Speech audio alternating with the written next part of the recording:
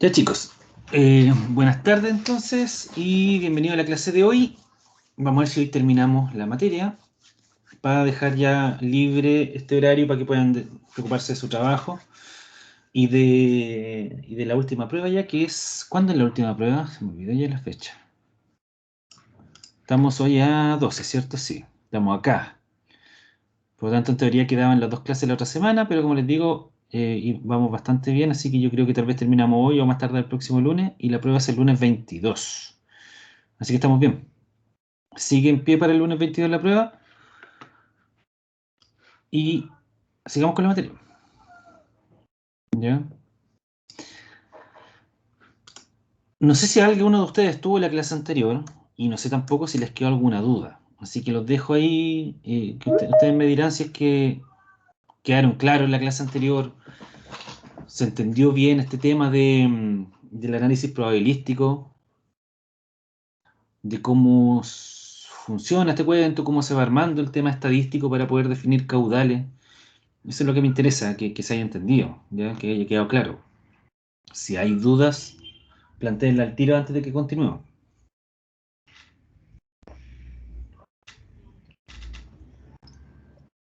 Por mi parte, no, profe.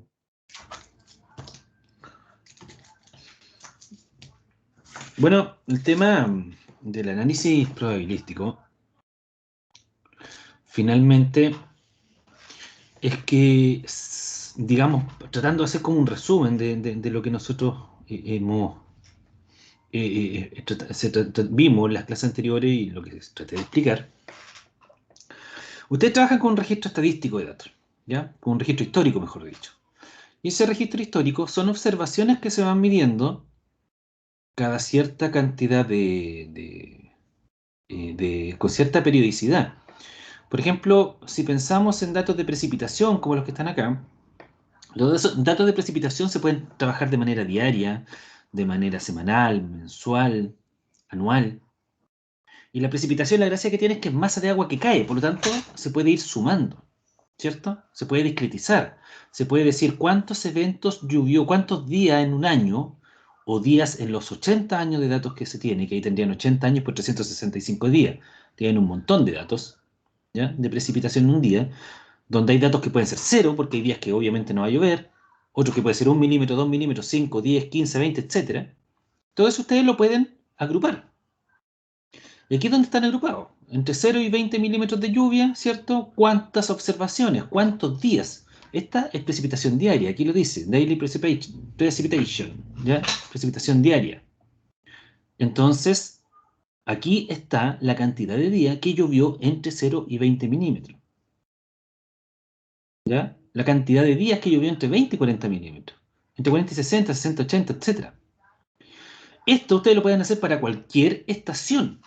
Ustedes recuerdan que tiene una estación meteorológica, que son las que miden precipitaciones, que está instalada en la universidad. Entonces se puede ir sumando la cantidad de días que tiene ese registro de datos y de todos los datos históricos que se tenga, ¿ya? De todos los años de información que se tenga. Entonces, al agrupar esos datos y al distribuirlo dentro de este gráfico, que es el número de observaciones por las ventanas, ¿cierto? En este caso de precipitación, se puede después aplicar una función de densidad de probabilidades, que hay cientos de funciones. ¿Ya? No sé, ustedes tuvieron estadística, tienen que haber visto Gauss, Gamble, debe sonarle alguna de esas. Nosotros no lo vamos a ver aquí en detalle, pero hay un montón. Las log person, hay tres tipos de log person. No me acuerdo de alguna otra, los nombres en este momento. El tema es que esas funciones tienen una forma, ¿cierto? Una forma particular cada una de ellas. Por ejemplo, aquí tenemos este gráfico donde tenemos una que es la roja, la otra es la verde. No tengo en este momento los nombres de esas funciones, pero tampoco lo mismo. Pero es netamente una función que va a representar a los datos, según la forma que estos tengan, ¿cierto? Y obviamente una función va a representar mejor a los datos que otra función. Entonces yo me voy a basar y voy a utilizar en este caso la función que mejor se adapta a los datos. Y para eso hay coeficientes, ¿cierto? Hay indicadores que te dicen qué tan bien esa función representa los datos.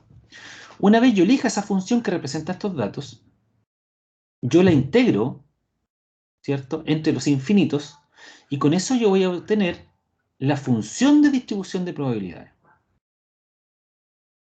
Y la gracia de eso es que esa función, como está integrándose entre el infinito, ¿cierto? La gracia es que no solamente voy a tener la herramienta estadística, por ejemplo, quizás dentro de las precipitaciones diarias, el dato más grande que tengo es que precipitó 180 milímetros. Y no tengo más datos para allá, no tengo registro de precipitaciones más grandes.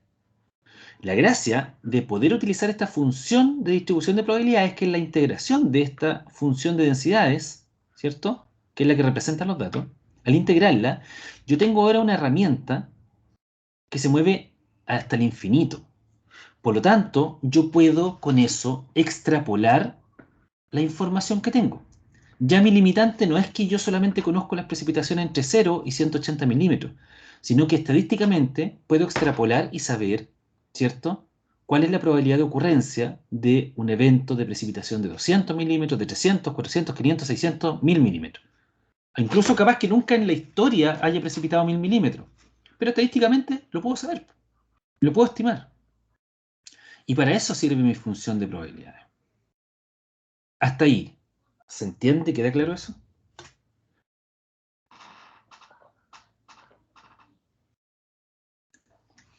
¿Hay alguna duda con eso? No, profe. Ya. Ahora, esta función de probabilidad es en estricto rigor la ocurrencia. ¿Qué quiere decir eso? Que, por ejemplo, si yo me voy a este gráfico, que es de la integración de alguna función de distribución de probabilidad, de densidad de probabilidades, para algunos datos que tengo históricos, ¿cierto?, de alguna estación X, entonces yo digo, perfecto, ¿cuál es la probabilidad? Que eso es lo que me entrega el f de x. El f de x me entrega la probabilidad de ocurrencia de algún evento. Entonces, ¿cuál es la probabilidad de que precipite para esta estación, para estos datos que yo registré de alguna estación? ¿Ya? ¿Cuál es la probabilidad que se genere una precipitación de 200 milímetros? Entonces yo me voy a este gráfico y puedo determinar que la probabilidad es más o menos un 28%. ¿Sí o no? ¿Cuál es la probabilidad de que precipiten, no sé, 100 milímetros? Aquí hay algo que no está bien, porque hay mayor probabilidad, perdón, es al revés. La probabilidad, disculpen, aquí cometí un error. La probabilidad es 1 menos la función. Entonces, si yo identifico que los 200 milímetros, el f de x es un 28% para una precipitación de 200 milímetros, según esto entonces, la probabilidad de que se produzca esa precipitación es de 1 menos 28%. ¿Se entiende? O sea, de un 72%. Y obviamente, a mayor precipitación va a ser menos probable. Fíjense, para una precipitación de 400 milímetros, la probabilidad, o sea, el f de x, que es la distribución de probabilidades, va a ser aproximadamente, no sé, de un 85%. Por lo tanto, la probabilidad de que precipiten 400 milímetros es de 1 menos 85, o sea, de un 15%. Esa es la probabilidad. ¿Ya? Lógicamente, mientras más grande sea la precipitación, lo que yo quiero estimar la probabilidad de ocurrencia de un evento más grande, menos va a ser la probabilidad de ocurrencia. Es bastante menos probable que suceda una precipitación de 500 milímetros que una de 100 milímetros. ¿Ya? Ahora, estos números a mí se me hace que se trabajó, este gráfico en particular, debe haber trabajado con precipitaciones anuales. ¿Ya? Porque son muy altas. O sea, fíjense que la probabilidad de que precipiten 100 milímetros es casi de un 100%. Recuerden que es 1 menos f de x y f de x es casi 0 para 100 milímetros.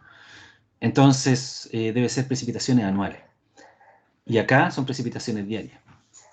¿Ya? Entonces aquí este gráfico no es a partir de estos que están acá. Debe ser a lo mejor de este. Y para determinar el periodo de retorno, la relación es 1 dividido la probabilidad. ¿Ya? Entonces, Déjenme abrir la pizarra, a ver que no tengamos problemas, como tuvimos en la clase anterior.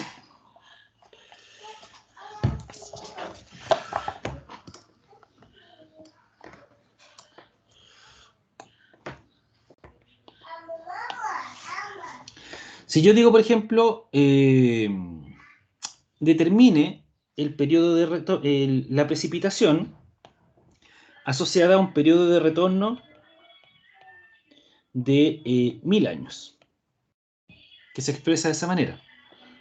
¿Cuál es esa precipitación para una estación X, ¿ya? Cuyo registro de datos es el siguiente? Me entregan el registro de datos, yo aplico estadística, determino, de acuerdo, agrupo primero los datos, ¿cierto? Lo agrupo de esta manera, tiro sobre ellos todas las funciones de probabilidad y determino cuál de ellas es la que mejor digamos, representa los datos. Una vez encuentro esa función, por ejemplo, supongamos que es la función de Gauss.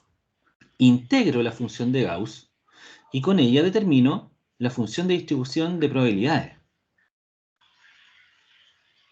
Y con la función de distribución de probabilidades determino cuál es la precipitación para un periodo de retorno de 1000 años. Entonces, lo primero que vamos a determinar con eso es la probabilidad. Y la probabilidad es 1 partido por el periodo de retorno. Por periodo de retorno se entiende que es cada cuántos años se sucede ese evento. ¿Ya? Por tanto, es 1 dividido la probabilidad. O sea, la probabilidad de ocurrencia de este evento es de 1 partido por 1000. ¿Ya? Y eso es 0,001.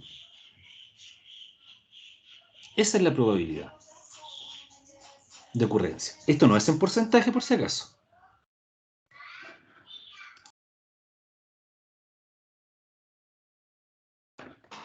¿Ya? Por tanto, el f de x es igual a 1 menos la probabilidad. O sea, sería 1 menos 0,001. Sería 0,999, si estoy en lo correcto. ¿Ya? Por lo tanto, luego, como yo ya integré y tengo mi función previamente diseñada, ¿cierto? Yo me voy a la probabilidad del 0,999, o que esto va a ser en estricto rigor, ¿cierto? Al multiplicar por 100, un 99,9%. Busco acá el 99,9% y voy a determinar cuál es la precipitación asociada a ese periodo de retorno. Supongamos que el 99,9% me entrega una precipitación de, utilizando este gráfico, 550 milímetros.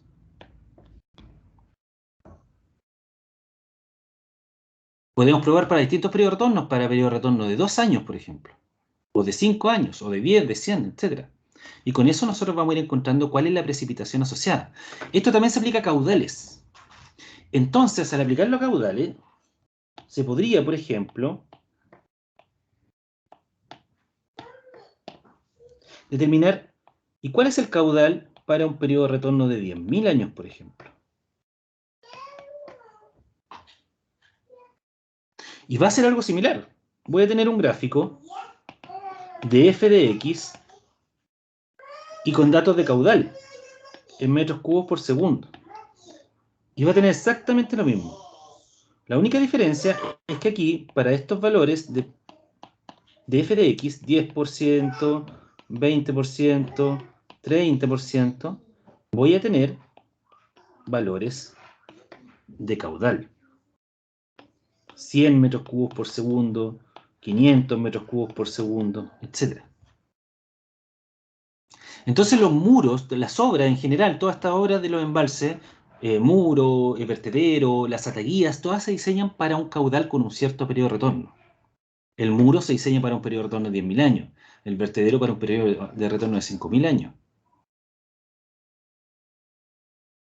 Obviamente, si ustedes me dicen, profe, pero el periodo de retorno de 10.000 años quiere decir que es un evento de caudal que sucede una vez cada 10.000 años. Pero nosotros las estaciones fluviométricas con suerte tenemos 80 años de datos, 100 años de datos, si es que hay alguna que llegue a los 100 años. ¿Cómo puedo saber con precisión cuál es el caudal para un periodo de retorno de 10.000 años. En estricto rigor no hay registro de eso. Con precisión no lo sabemos. Es solamente estadística. Estamos extrapolando los datos conocidos. O sea, dentro de esta curva, a lo mejor los datos que realmente nosotros conocemos están entre ese punto y ese punto. Y el resto es extrapolación estadística. ¿Dudas hasta ahí? ¿Se entiende, no? Al menos yo entendí, profe. Ya. Claro, porque, o sea, un muro, un embalse no se diseña para los caudales que yo conozco, se diseña para los caudales gigantescos que puedan pasar en algún momento debido a crecida, que llovió mucho en un periodo, ¿cierto?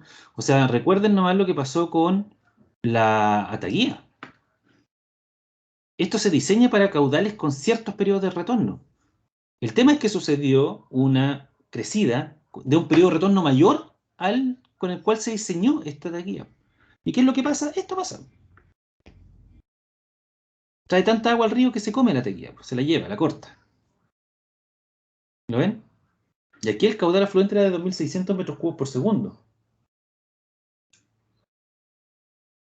¿Cuál es el periodo de retorno asociado a ese caudal? No tenemos los datos. Pero obviamente va a ser un periodo de retorno, no sé, quizás de 1.000 años o más, no sabemos. Pero esto, cálculo, ellos lo tenían ya previamente y lo tenían a partir de lo que yo les estoy mostrando acá. Y hicieron este mismo análisis. ¿Ya? Eso me interesa que tengan claro con respecto a la estadística. ¿Ya? Para eso sirve. Vimos regímenes de caudales, ¿cierto? Donde nosotros aquí ya con los datos que tenemos, y ya tenemos la oferta, analizamos precipitaciones, analizamos caudales, con eso podemos caracterizar a la cuenca, que es donde estamos nosotros haciendo nuestro análisis para hacer nuestro embalse, ¿cierto? Y es importante caracterizarla porque me permite saber en qué periodo del año yo voy a acumular más agua y en qué periodo no, ¿cierto? Es lógico pensar que si este embalse va a ser utilizado para riego, mi mayor demanda va a estar entre los meses de, no sé cuándo empezarán las siembras, imagino que septiembre, hasta febrero, enero, por ahí, en primavera son los riegos. Por lo tanto, aquí está mi periodo de mayor demanda. Entonces yo al caracterizar la cuenca puedo determinar cómo es el régimen, a través de la curva de variación estacional, cómo es el régimen de esta cuenca, cómo se comporta, cuándo hay más caudal, cuándo hay menos caudal. Y acá nosotros podemos analizar que teníamos dos picos en este gráfico, que uno era más grande que el otro, que el más grande es el de noviembre y el menos grande es el de julio. El de julio, junio, julio, nosotros podemos asumir inmediatamente que se trata por las lluvias. Y el de octubre y noviembre, estos caudales grandes que se producen en octubre y noviembre, donde no hay mucha lluvia, la única alternativa que nos queda es que sea debido a los deshielos. ¿Ya? Y como es mayor el pic de deshielo que de lluvia, entonces el régimen de esta cuenca es un régimen nivo-pluvial, de nieve y después de lluvia. Si solamente tuviese un pic por el deshielo, sería un régimen nival. O si tuviese solamente un pic en julio, sería solamente régimen pluvial. O para este caso él tiene dos pics. Si fuese mayor el de julio que el de noviembre, entonces sería pluvio-nival, al revés. ¿Ya? En este caso, lo que se graficó en esta curva fueron los caudales medios mensuales de todo el registro de datos. ¿Ya? Ahora recuerden que los caudales medios, los caudales máximos, etcétera, nosotros supongamos que estamos analizando un día cualquiera, ¿cierto? De un río. Y en esas 24 horas, ahí está el cero, y aquí están las 24 horas, estamos analizando solamente... Profe, tiene la Sí, pizarra atrás de la diapositiva. gracias. Ahí, gracias. Si graficamos el caudal versus el tiempo, y el tiempo de un día solamente, aquí nosotros tenemos la información de 80 años de datos, de todos los días, y tenemos datos, podemos tener datos incluso cada un segundo hoy en día, ¿cierto? Que eso ya se lo he explicado cómo funcionan las estaciones fluviométricas. Podemos tener datos cada un segundo, 2 segundos, 3, 5, un minuto, etc. Un día cualquiera, los caudales de un río pueden comportarse así, por ejemplo. en 24 horas. Para el día, no sé, supongamos el 13 de mayo del año, tenemos 80 años de datos de aquí para atrás, del año 86, por ejemplo. Y así tenemos estos gráficos para todos los días. Ahora, no sirve de mucho tener este gráfico para todos los días en verdad, pero tenemos los datos, ¿ya? El caudal máximo diario para este día, ¿dónde está?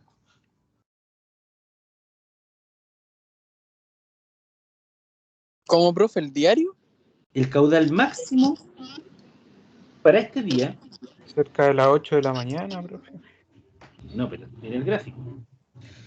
0, pongámosle aquí que son la 1, aquí que son las 6, aquí que son las 15, aquí que son las 18. ¿Dónde está el máximo, el caudal máximo de este día? En las 6. A las 6, ¿cierto? Ese es el caudal máximo. El mínimo, El 24. ¿Las 12? yo diría más por aquí, a las 15. Y el promedio, todo lo que hago es promediar estos valores de caudal. Y ahí tengo los tres valores de interés. Recuerden que con los caudales máximos, con la estadística de caudales máximos se diseña el vertedero. Con la estadística de caudales medios se diseña el muro. Y con la estadística de caudales mínimos se diseña la obra-toma, entre otras cosas. ¿Ya? Entonces, piensen que yo en vez de tener esto solamente para un día, lo tengo para un año. O lo tengo para 80 años el dato, para todo un registro de datos de una estación. Entonces puedo identificar cuál es el caudal máximo. Por ejemplo, estamos analizando un año ahora. Puedo obtener el caudal máximo si esta estadística fuera anual y no diaria como lo dice acá. Supongamos esto.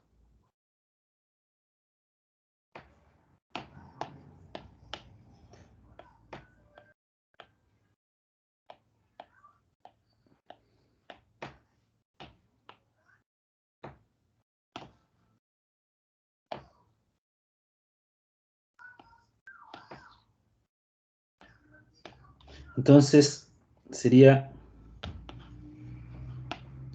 enero, febrero, marzo, abril, mayo, junio, julio, agosto, septiembre, octubre, noviembre y diciembre.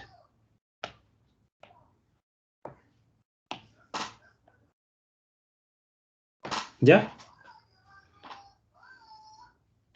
Entonces aquí yo estoy analizando los datos de caudal para un año completo. Y si yo determino cuál es el caudal máximo, mínimo y medio de este año, es exactamente lo mismo. Voy a determinar que el caudal máximo se produjo en este día, que fue en abril, fue el 4 de abril del 4 de este año, que supongamos que este es el año 1995, ¿ya? Del año 95. El caudal mínimo sucedió en julio, que fue, no sé, el 15 de julio del año 95, porque estamos analizando el año 95. Y el caudal medio, obviamente, es el promedio de los 365 días, de todos los caudales. Y estos datos son los que yo utilizo después para poder diseñar, para aplicar la estadística. O sea, hago tres estadísticas distintas, una con caudales máximos, otra caudales medios y otra caudales mínimos. Y con ellas diseño las obras, dependiendo del tipo de obra, porque va a depender de si va a utilizar la estadística de caudales máximos, la de caudales medios o la de caudales mínimos. Por eso es importante la caracterización de la estación, de la cuenca en estricto rigor. ¿Ya? Porque con esto yo voy a saber en qué momento del año voy a acumular agua. Porque tengo que acumular agua para después poder alimentar, satisfacer la demanda. ¿Ya? ¿Dudas con esto?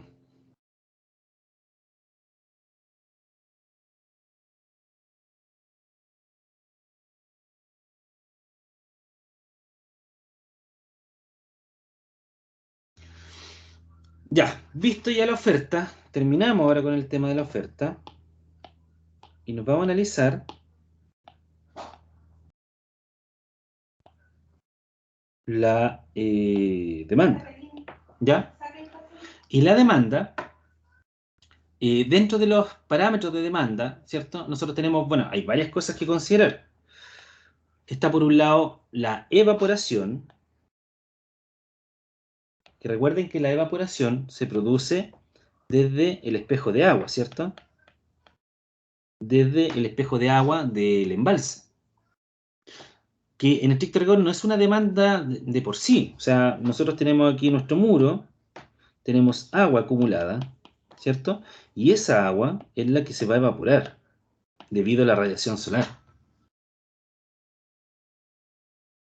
Entonces uno tiende a pensar que la demanda es lo que sale del muro y que va a un caudal para generación hidroeléctrica, va a un caudal para riego y no sé, pues, un caudal ecológico, ¿cierto?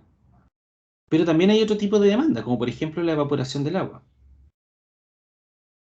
Entonces nosotros si miramos este embalse desde arriba, tal vez tengamos que así va a ser la inundación, aquí va a estar el muro, y esa va a ser la superficie de inundación. Y la superficie de inundación en este caso es esta área, ¿cierto? Y esto que va a evaporar aquí, esto que se está evaporando, en un cierto periodo de tiempo, va a formar una pérdida en como si fuese una lámina de agua. Es como, por ejemplo, que ustedes echaran agua en un balde, lo dejan al sol, obviamente en cuanto lo llenan, toman la medida y supongan que tienen 20 centímetros de agua en el balde, lo dejan al sol todo un día y cuando vayan a medirlo de nuevo va a tener 18 centímetros de agua. Porque se evaporaron 2 centímetros de agua. ¿Ya? Acá es lo mismo, lo único que esto es un balde gigante, ¿no? Entonces tienen un área de la superficie inundada, que supongamos que puede ser, no sé, inventemos algo, 10.000 metros cuadrados. ¿Ya? Mientras que la lámina que evapora en un tiempo, que eso es importante, ¿en qué tiempo estamos haciendo esta medida? Estamos analizándolo de manera diaria, mensual, anual, porque la lámina va a variar en el año, ¿cierto? O en un día, o en un mes. Y la lámina, supongamos que se evaporó, fue de, no sé, 10 centímetros, 0,1 metro. El volumen de evaporación, entonces, va a ser, lógicamente, el 0,1 metro de la lámina por los 10.000 metros cuadrados de superficie. Y listo. Y ese es el volumen de agua, la masa de agua perdida, entre comillas, por la evaporación. Ahora, insisto, hay que ser muy cuidadoso al hacer estos análisis porque estos análisis son en función del tiempo para el que se está, la escala de tiempo para la cual se está considerando el análisis. Nosotros hemos hablado siempre de análisis mensuales para el análisis de oferta y demanda. ¿Ya? Ahora bien, hay algo también que aquí se vuelve más complejo y que este tipo de sistemas también tienen que ser modelados porque a medida que va aumentando o disminuyendo el volumen de almacenamiento, que durante un mes puede variar bastante el volumen de almacenamiento, también va cambiando la superficie de inundación. O sea, si en un momento determinado la superficie de inundación es esta, a sub 0, quizás 10 días después el embalse está más lleno y la superficie de inundación aumente. Entonces el área para determinar el volumen de evaporación está aumentando. Y en caso contrario, si se está vaciando el embalse, el área disminuye. ¿Ya? Y es por eso que es importante modelar tanto los cambios de la superficie de inundación durante el periodo, como determinar la lámina de evaporación. ¿Se entiende? ¿Queda claro eso?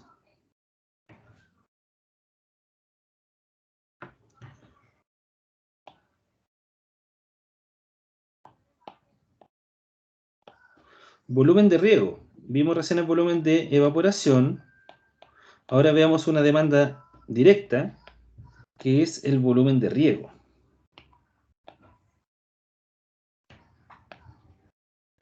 Y el volumen asociado al riego, cuando se está realizando el estudio para este tipo de proyectos, obviamente uno ya no tiene contratos con los regantes, no tiene claridad sobre cuánta agua me van a demandar, ¿cierto? Por lo tanto, como yo no he hecho nada con ellos, yo no sé cuánta agua van a querer, pero sí puedo estimarla.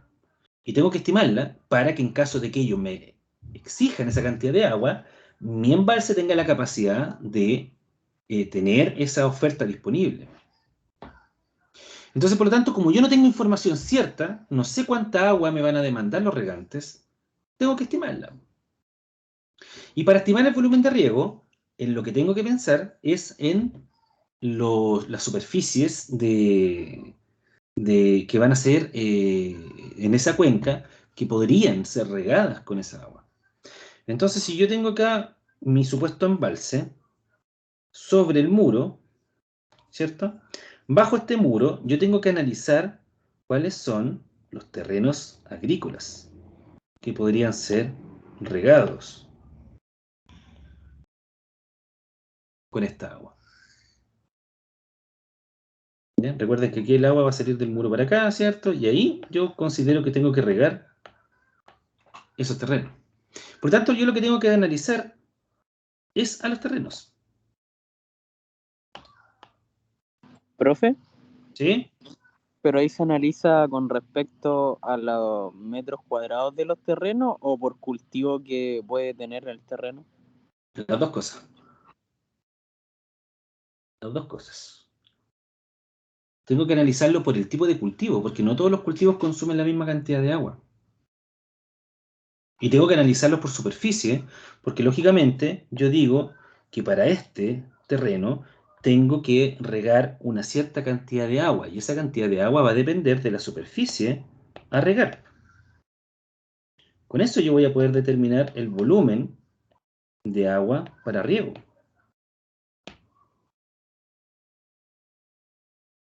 Entonces, para poder determinar cuánta agua va a necesitar ese terreno en un año cualquiera o en un mes cualquiera, depende de cómo esté realizando el análisis, supongamos un año, tengo que saber qué tipo de cultivo tengo en cada terreno. Tengo que tener considerada la evapotranspiración, que como les comenté anteriormente, la evapotranspiración es que la planta está recibiendo radiación solar y al igual que las personas, va a transpirar, va a perder agua. Y para diferenciarse de evaporación se la denomina evapotranspiración, ¿ya? Pero finalmente es agua evaporada desde el mismo cultivo. Por otro lado, cuando llueve en esta cuenca, ¿cierto? Va a llover tanto sobre la parte que va a aportar al embalse, como va a llover sobre los mismos cultivos, ¿cierto? La diferencia, para que se entienda la diferencia entre esas precipitaciones que finalmente dependen quizás del mismo evento meteorológico, la precipitación que cae directamente sobre los cultivos se le denomina precipitación efectiva. ¿Y por qué la precipitación efectiva tengo que considerarla dentro del volumen de riego? ¿Por qué habría que considerarla?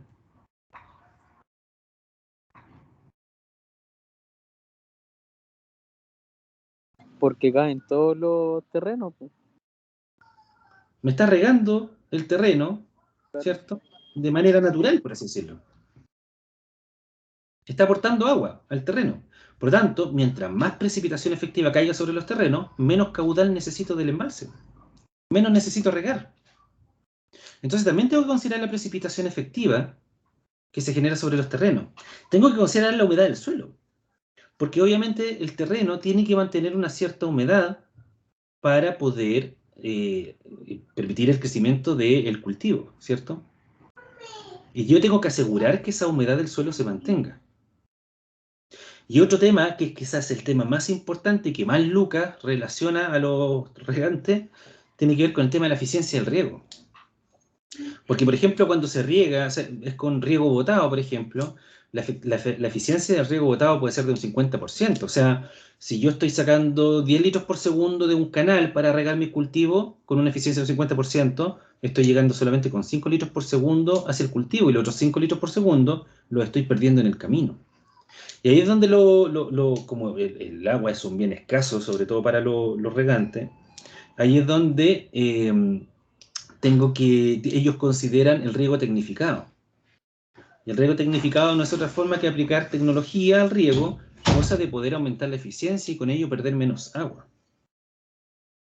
En este caso, el estudio tiene que asumir una cierta eficiencia de riego, cierto porcentaje de eficiencia, tal de decir, perfecto, si ellos me demandan, no sé, 500 litros y tienen una eficiencia de un 50%, yo tengo que entregarles 1000 litros porque van a perder 500 en el camino. ¿Me van siguiendo? ¿Cómo se asocian entonces estas variables? Lo que se necesita obtener es una tasa de riego. Y esa tasa de riego va a relacionar a la evapotranspiración, la precipitación efectiva, la humedad y la eficiencia del riego. ¿Ya? La evapotranspiración en este caso es lo que va a salir desde el cultivo. Entonces, supongamos aquí en la pizarra, yo tengo aquí un cultivo, ¿ya? Inventemos ahí que tenemos un testigo de terreno, ¿cierto? Un cilindro, y que tiene una planta. Entonces vamos a estudiar ese cilindro de suelo con una plantita, ¿ya? Puede ser como un macetero, imagínenselo. Entonces, si yo te lo pongo al sol y lo trato, ¿cierto? Como si fuera un cultivo de grandes dimensiones, yo sé que esto va a estar pegándole el sol directamente y va a estar evapotranspirando.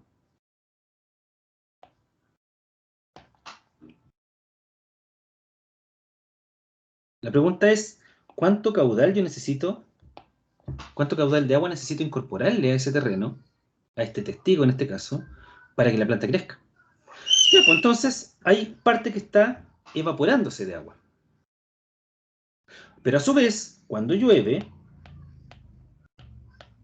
está entrando agua hacia el cultivo. La evapotranspiración sale agua, con la precipitación entra agua al cultivo. El cultivo yo necesito que tenga una cierta humedad, y la humedad, recuerden que es la cantidad de agua por volumen de suelo.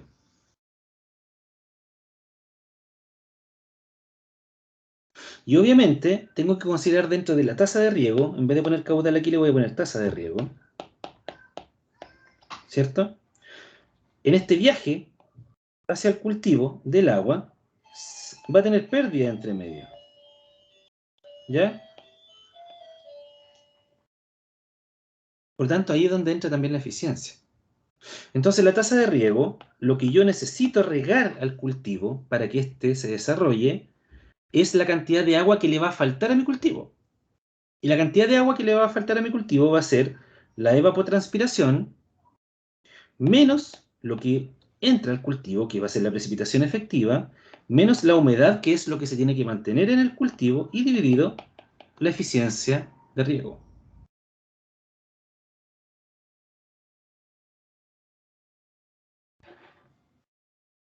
¿Se entiende, chiquillos? Profe, ¿O ¿lo no? podría repetir de nuevo? ¿Qué significaba el H? La humedad. ¿Y el ¿Le de abajo? ¿La explico esa eficiencia?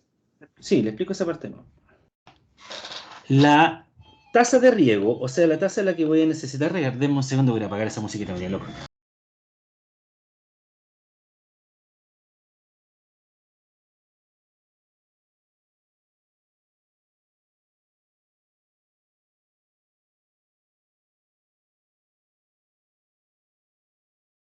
Ya.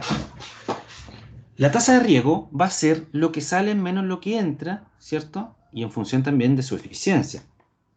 Porque lo que sale menos lo que entra, si es positivo, o sea, si sale más de lo que entra, es lo que yo necesito incorporar como agua. Por tanto, la tasa de riego va a ser la evapotranspiración, menos lo que cae, que es la precipitación, menos la humedad, y todo eso dividido por la eficiencia de riego.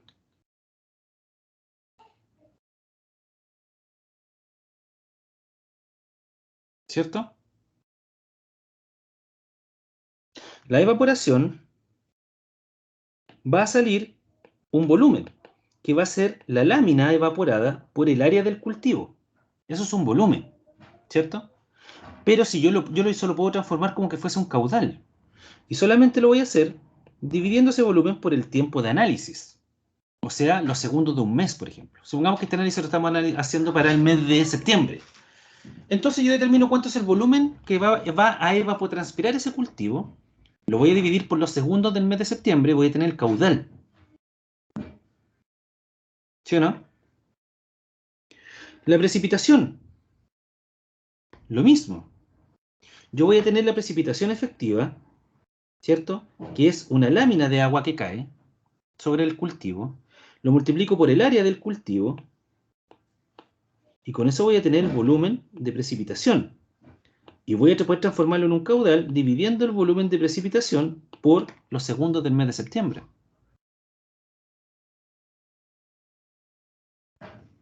La humedad es lo mismo.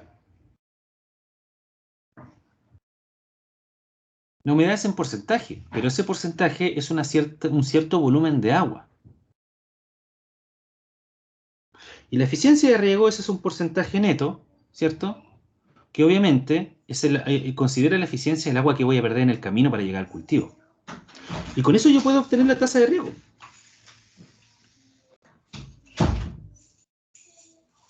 ¿Se entiende ahí?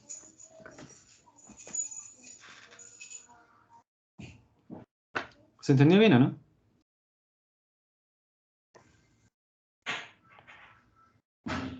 Sí, profe. Por mi parte, sí, profe. Ya.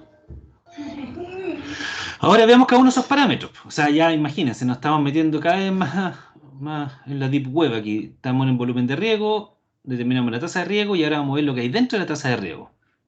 Evapotranspiración. La evapotranspiración, esto cada vez se va volviendo claro, es fácil determinarlo el cálculo, pero cada una de esas variables tiene una complejidad para determinarlo. De partida, la evapotranspiración ya es un tema, porque si yo les pregunto a usted, ¿y cuánto evapotranspira una planta? Yo creo que sería más fácil que le pregunte cuánto suda usted. Y aún así no me lo podría decir, ¿cierto? Entonces, la evapotranspiración obviamente tiene modelos matemáticos para poder determinarla. ¿Ya? A modo sencillo de cálculo, la evapotranspiración máxima de un cultivo obviamente va a depender de cada cultivo. Cada cultivo va a evapotranspirar de forma distinta. Y esa evapotranspiración máxima de ese cultivo va a depender de la relación entre la evapotranspiración potencial del sector por el coeficiente del cultivo. ¿Ya? La evapotranspiración potencial, dice acá, corresponde a la evaporación anual de la zona de riego del proyecto. Esto quiere decir la evaporación total desde el suelo a la superficie a través del año. ¿Ya? En el caso de análisis mensual se debe dividir lógicamente por 12 meses. Ahora, esta evapotranspiración potencial va a ser lo que va a evapotranspirar en el año o mensual al dividirlo por 12, ¿cierto? Pero pensemos en un año. Va a ser No, pensémoslo mensual mejor porque con el coeficiente cultivo es mensual. Pensémoslo mensual. O sea, si yo puedo determinar a través de un modelo matemático cuánto es la evapotranspiración potencial del sector, supongamos que evapotranspira, no sé, una lámina de 1 metro en el año de un cierto cultivo. Lo divido por 12 y tengo la evapotranspiración potencial de ese cultivo mensual. Pero ahora hay que determinarlo con el coeficiente de cultivo. ¿Cuánto es lo que va a evapotranspirar efectivamente durante ese mes? ¿Por qué? Porque mes a mes la evapotranspiración es distinta, y es distinta porque mes a mes tengo distinto impacto de la radiación solar sobre el cultivo, y también de la humedad del aire y de la lluvia. O sea, ustedes no pueden pensar que un terreno va a evapotranspirar, un cultivo va a evapotranspirar lo mismo en enero, que es un mes seco, sin lluvia, con mucha radiación solar, a lo que va a evapotranspirar ese mismo cultivo en junio o en mayo, donde ya hay lluvias, hay humedad en el aire y prácticamente el sol no quema, ¿cierto? Y ahí es donde entran los coeficientes de cultivo. Y los coeficientes de cultivo lo que hacen es determinar cuánto va a evapotranspirar ese cultivo en ese mes. Entonces, fíjense que las chacras, por ejemplo, en el mes de septiembre, no evapotranspiraría. No hay aporte de la evapotranspiración en septiembre. En octubre sí hay, noviembre. Fíjense que los meses de diciembre, enero y febrero son mayores a 1, lo que quiere decir que pierde más agua de la que gana el cultivo. O de la que no pierde, mejor dicho. Pierde un montón de agua. ¿Ya? En función de ese valor mensual. De ese valor que ese valor mensual es un promedio. ¿Ya? Así, para todos los tipos de cultivo hay hay un coeficiente de cultivo que lógicamente también se determina. Hay literatura al respecto, pero generalmente también se va modelando, y esto obviamente se modela en laboratorio, ¿ya? Para poder determinar esto, pero o bien se puede utilizar, en este caso, bibliografía que relacione adecuadamente la evapotranspiración con los coeficientes de cultivo, ¿ya? Esto ya está bien estudiado, así que ya mucho más no se puede encontrar. Y la evapotranspiración potencial, ya tenemos aquí el coeficiente de cultivo, la evapotranspiración potencial del sector se modela matemáticamente. Hay un montón de metodologías para poder determinarla y que son métodos que relacionan distintos tipos de variables. La ecuación, por ejemplo, la primera, ¿ya? La evapotranspiración potencial la determina en función del porcentaje mensual de hora luz de día durante el año, en función de la temperatura media mensual del aire, ¿cierto? Y relaciona esas dos variables nomás. Si nos vamos aquí a la segunda, ¿cierto? Ya está incorporando el promedio mensual de humedad relativa. Acá, esta tercera ecuación está utilizando la radiación solar, R sub S. La cuarta ecuación está utilizando acá ya la radiación extraterrestre, ¿cierto? Y el número de horas de sol. Entonces hay distintas metodologías para poder determinar la evapotranspiración potencial. Ahora no tengan susto que esto obviamente es para conocimiento y para explicar un poco la idea, pero no es que vamos a hacer ejercicios con estas cosas y nada por el estilo, ¿ya?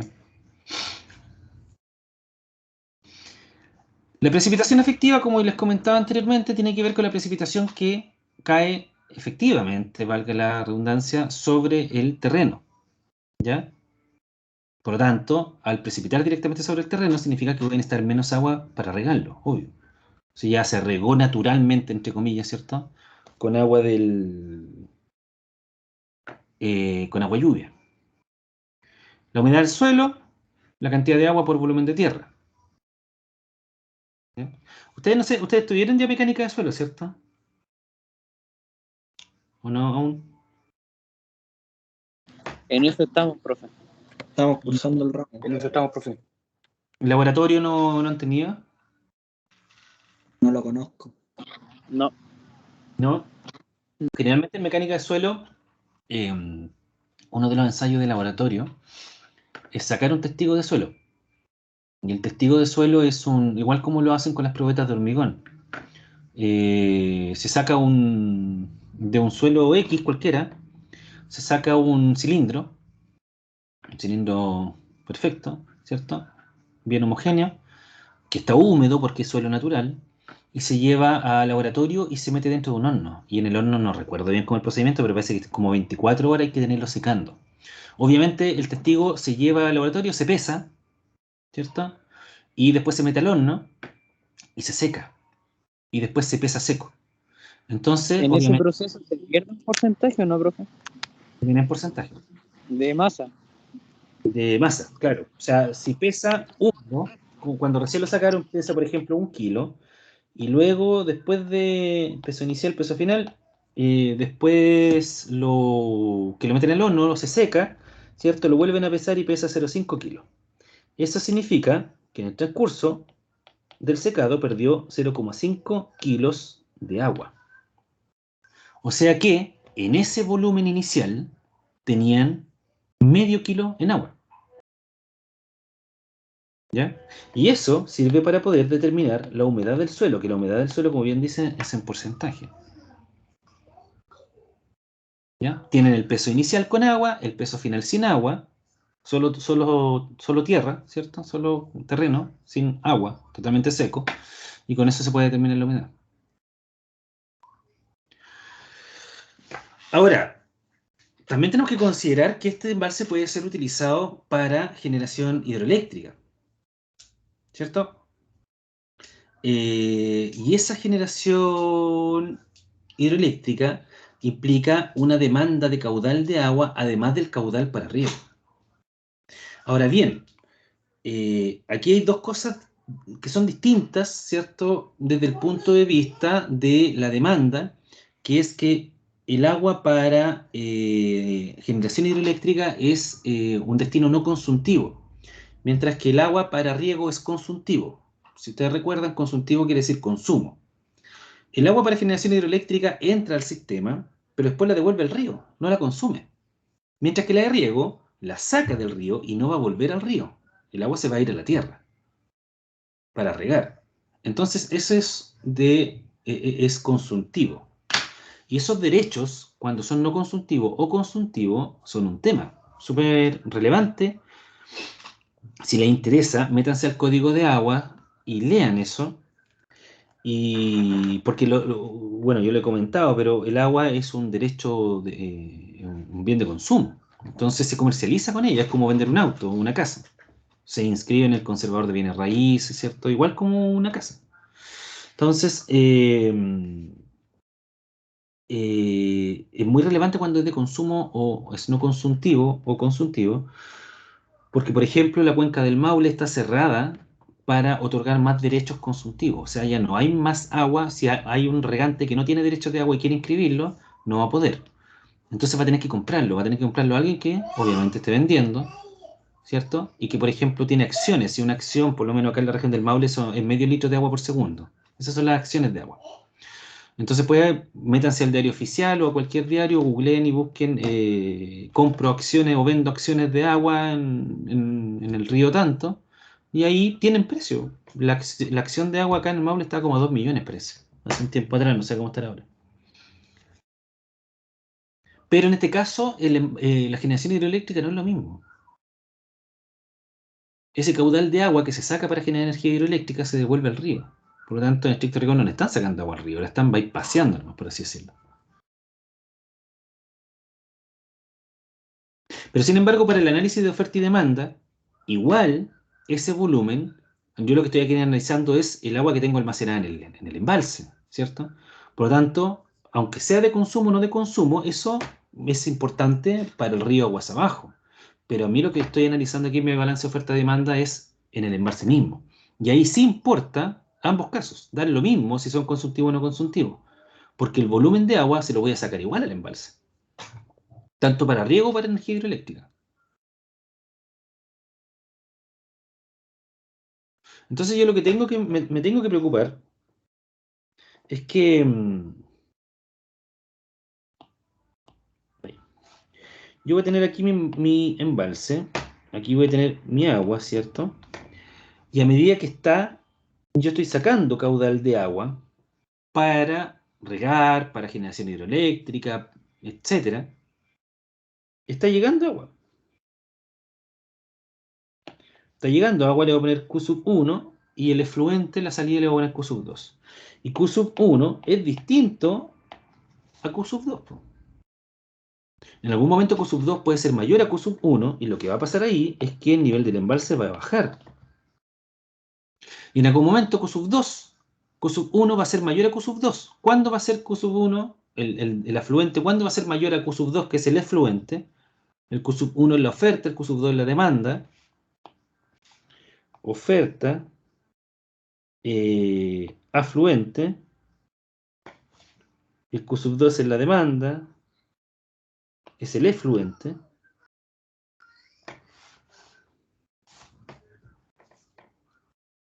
¿Cuándo el afluente va a ser mayor al efluente? Cuando Q sub 2 no tenga tanta demanda. ¿Y cuándo va a ser eso? En los periodos de que no voy a generar energía hidroeléctrica o en los periodos en que no voy a regar. Cuando no riego, en invierno yo no riego, en otoño no riego, solamente en primavera y tirando para el verano. Entonces, mi periodo de llenado del embalse va a ser en esos meses, en otoño, invierno. Ahí es cuando se llena mi embalse.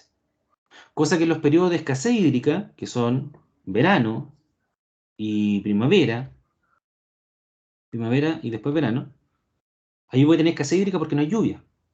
Y es cuando más demanda voy a tener porque la gente o los regantes van a querer regar. Por lo tanto, ahí es cuando suelto el agua del embalse y, eh, y tengo oferta para esta demanda, que de manera natural no la tiene. Entonces así varían los volúmenes de agua almacenado dentro del sistema. Cuando la demanda es alta, el volumen va a bajar.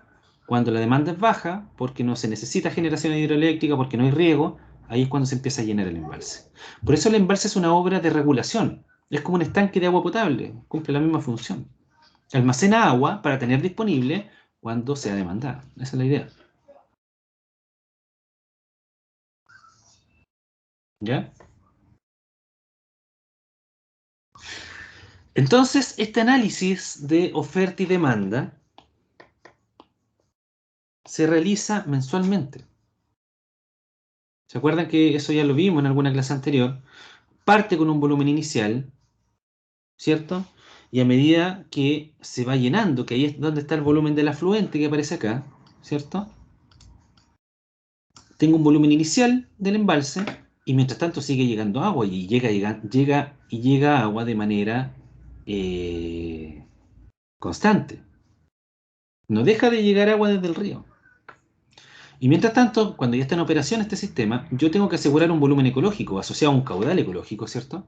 Que es agua que siempre tiene que estar disponible, un caudal mínimo que siempre tiene que estar disponible para que el ecosistema pueda seguir existiendo. Si el río se seca, mueren los peces, los animales que toman agua del río, ¿se entienden? Por otro lado, se está evaporando agua desde el espejo de agua de la superficie de inundación. Puede ser que esté generando energía hidroeléctrica y puede ser que esté enviando agua para riego. Por lo tanto, este balance de mi volumen inicial del embalse más el agua que viene llegando y restándole toda la demanda, me va a hacer llegar a final de mes con un cierto volumen de agua disponible. O sea, si a principio del mes que estoy analizando, mi embalse lleno acumula 1 millón de metros cúbicos de agua, capaz que a fin de mes llegue con 800.000 metros cúbicos de agua. O sea, mi variación dentro del mes fue de 200.000 metros de agua negativo, ¿cierto? Bajé la cantidad de agua disponible. Por lo tanto, como este BDX es el final del mes, va a pasar a ser el inicio del siguiente mes. Y ese va a ser mi volumen inicial, pero del mes siguiente. Y hago nuevamente el análisis de oferta y demanda para todo ese siguiente mes. Y voy a obtener nuevamente un BDX que va a ser el volumen final de ese mes. Y va a pasar como volumen inicial para el siguiente mes. Y así hago mi balance oferta y demanda mes a mes para todo el periodo de previsión del embalse, que son 60 años, por ejemplo, ¿cierto? Que va a ser la vida útil de mi embalse. ¿Dudas con eso? ¿Se entiende, chiquillos, no? Profe, a mí me quedó una duda de algo anterior. Cuando se ve el área de, de la laguna que se hace, ¿esa área la toman con instrumentos topográficos? Sí, O... sí. Vale. Aquí está. A ver, si nosotros hacemos un corte a un río, cualquiera, nosotros vamos a tener que hacer algo así, ¿cierto? Aquí nosotros estamos medio del río mirando hacia arriba.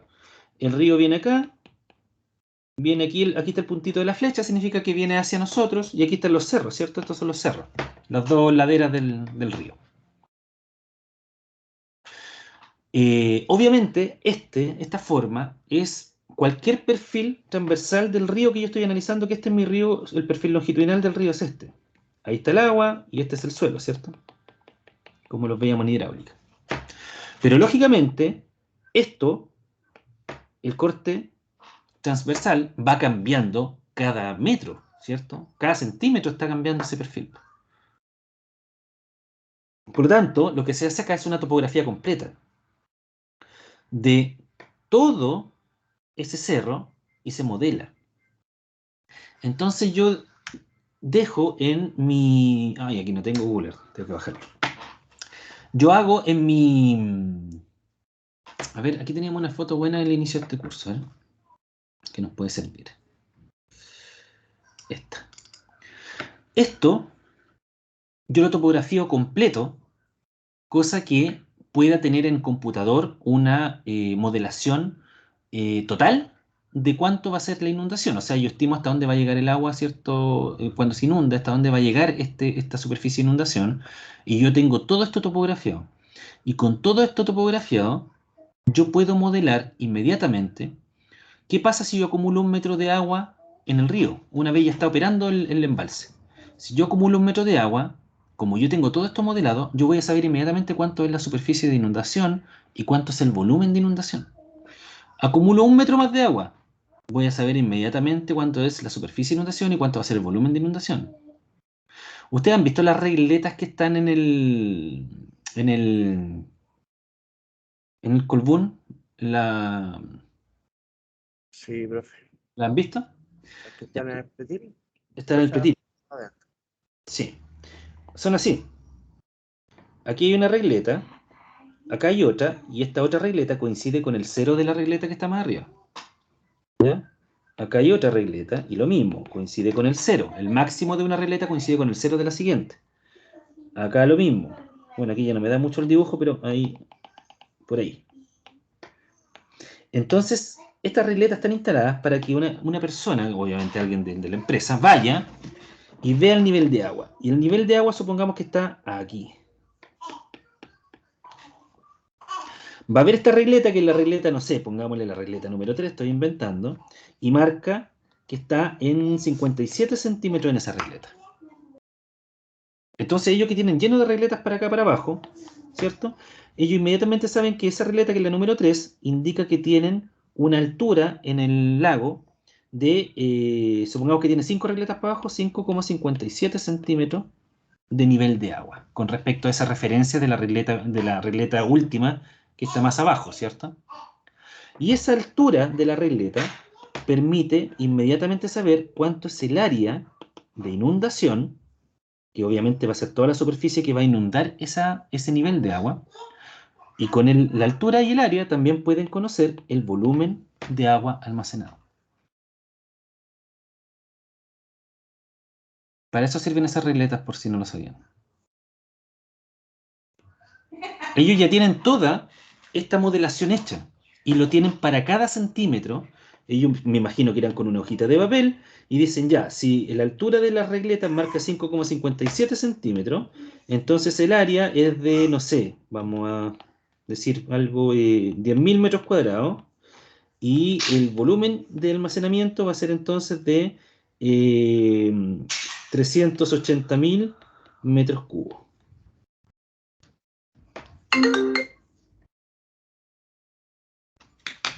¿Me siguen? Sí, profe.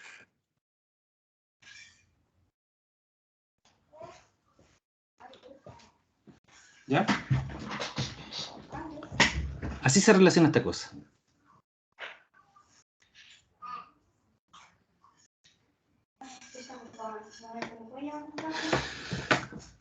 ¿Vamos abajo o no?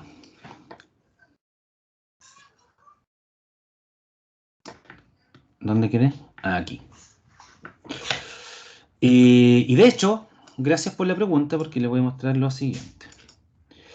Este es el proyecto que yo hice del embalse Punilla en la universidad, cuando tuvimos que diseñar este proyecto. Y aquí está la relación entre la altura que adquiría el embalse y el volumen de agua acumulada. Ven que aquí se relaciona mediante una ecuación, una exponencial. Entonces, al medir la altura en el embalse, inmediatamente uno podría conocer cuánto era el volumen de agua acumulada. O podríamos también relacionar el área con el volumen, o la altura con el área. ¿Ya? Este es un modelo, o sea, este es un modelo obviamente a nivel académico, porque los modelos lógicamente son con software, en computador y todo el cuento. Pero aquí hay un modelo. Entonces inmediatamente se puede relacionar dependiendo del área o la altura, ¿cierto? Se puede saber cuánto es el volumen del estanque, del embalse.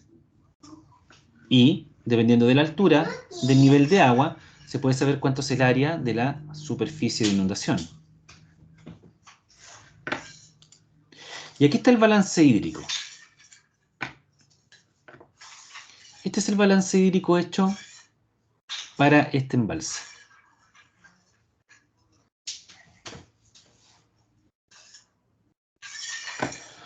Entonces lo que se hace acá es que se utilizan los datos estadísticos del registro de información, que en este caso se trabajó, como estamos trabajando con el muro, se trabaja con los caudales medios. Y aquí están los caudales medios mensuales.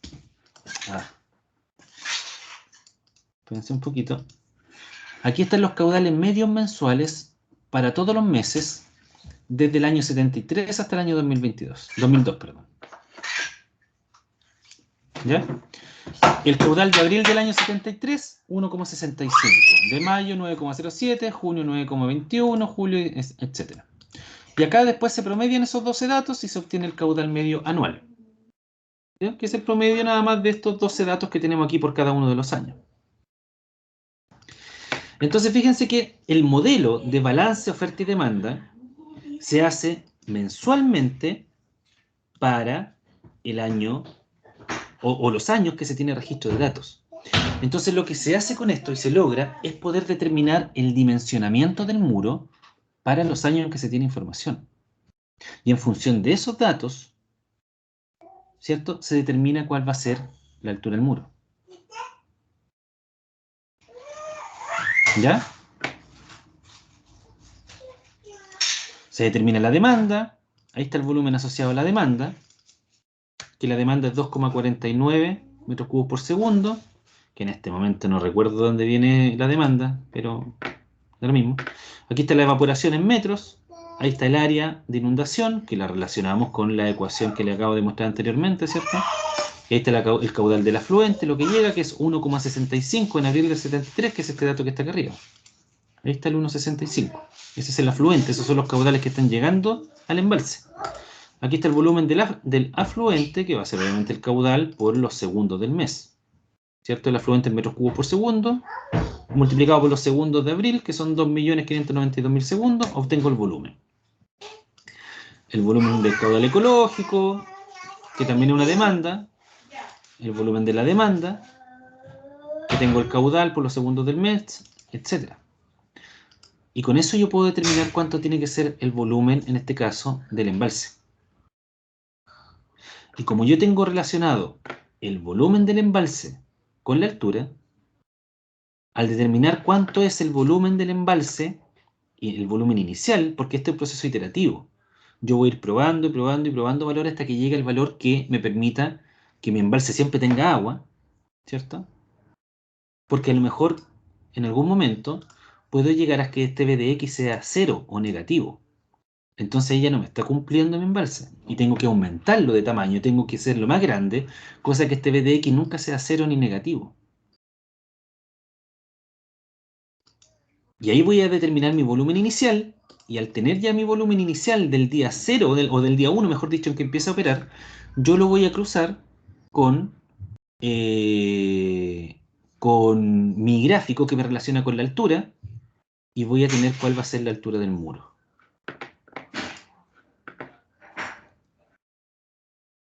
En este caso, la altura del muro... no sé dónde está. Debería estar por aquí, a ver. No, qué raro que no está. Bueno, no importa. Ahí me va a entregar la altura del muro.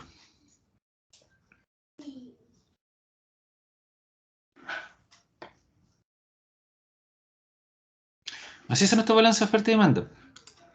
Mes a mes. Ahora, no es tan estricto como este es un tema estadístico, porque con esto finalmente yo lo estoy haciendo para los años que tengo datos, pero después yo voy a utilizar este muro y todo este cálculo que estoy haciendo lo voy a utilizar para el futuro. Por lo tanto, ese es el volumen mínimo. O sea, el volumen que cumpla para estos años va a ser finalmente el volumen mínimo, pero yo después igual el volumen voy a tener que hacerlo más grande porque voy a tener que analizar qué pasa con las crecidas. Y ahí es donde van a entrar a operar los caudales con ciertos periodos de retorno y todo el cuento. El vertedero, lo mismo. ¿Ya? Que ahí es donde le aplico el factor de seguridad a esto, porque esto lo estoy utilizando, insisto, con los datos del 73 al 2002, pero son, ¿cuántos años de datos? Son 29 años de datos, son 29 datos finalmente. Yo no sé lo que pasó antes del 73, capaz que hayan existido caudales 100 veces más grandes que esto. Por tanto, tengo que aplicar un factor de seguridad, porque el factor de seguridad es diseñar estas obras para un cierto periodo de retorno que es grandote. ¿Ya? ¿Qué era lo otro que le iba a comentar de esto? El balance oferta-demanda. Obviamente, no siempre puedo asegurar que el BDX, o mejor dicho, no siempre es necesario asegurar que el BDX no sea cero ni negativo. Puedo tener valores cero y negativo. Lo que me exige, en este caso la normativa, es que a lo menos el 85% de los BDX sean mayores a cero. O sea que los volúmenes finales, final del mes, que están aquí están los volúmenes finales en esta columna. Estos volúmenes finales, a lo menos el 85% de esos volúmenes tiene que ser mayor o igual a cero. ¿Ya? No sé si hay aquí algún valor. Bueno, habría que revisarlo después bien con detalle. ¿Ya? Y particularmente para este dimensionamiento del embalse, cumple en un 86%. Cumple un 86%. Por lo tanto, 86,2%. Por lo tanto, está bien. Si yo disminuyese la altura del embalse, volumen inicial, veamos si podemos cambiar. Aquí está el volumen inicial, característica embalse de riego 30. Acá. Aquí yo estoy variando el volumen inicial, entonces pongámosle menos, pongámosle 90.000. ¿Ven? Ahí ya bajó a 69% de cumplido que el BX sea mayor o igual a 0. Entonces, por lo tanto, no me queda otra que almacenar más agua. 95 tengo un 82,8, 98.000 tengo un 89,7. Ahí se me escapó por... le puse 10.000, me falta un 0. Ahí, ya tengo un 89,7%. Y de ahí no aumenta mucho más. ¿Dudas, chicos, hasta acá? ¿Quieren que les deje la planilla para que puedan jugar con ella, no? Bueno, profe. Sí, estaría bueno. Se las dejo en el LMS ahí para que jueguen y vayan entendiéndolo un poquito más, pues. ¿Ya? Sí, profe. Sí. Vale. Quedan como 6 diapos, así que terminémosla el lunes. Las terminamos yo creo que en una media hora esto. ¿Les parece? Y les dejo la diapositiva, la planilla se las dejo en el LMS para que puedan jugar con ella y ahí la investiguen un poquito y vayan entendiéndola. ¿Ya? Eso. Juntémonos el día lunes y cerramos el curso, ¿les parece? Vale, profe. Me parece, profe. Nos vayamos a descansar. Ya, chiquillos. Nos vemos entonces. Que tengan buen fin de descansen. Gracias por la participación sobre todo. ¿Ya? Así que eso, que tengan un buen descanso este fin de. Disfruten con la familia y nos vemos el día lunes. Un abrazo. Gracias, chiquillos. Igual, profe, nos vemos. Ya, profe, que vaya bien. Buenas tardes, profesor. Nos vemos. Chao, chiquillos. Chao, profe.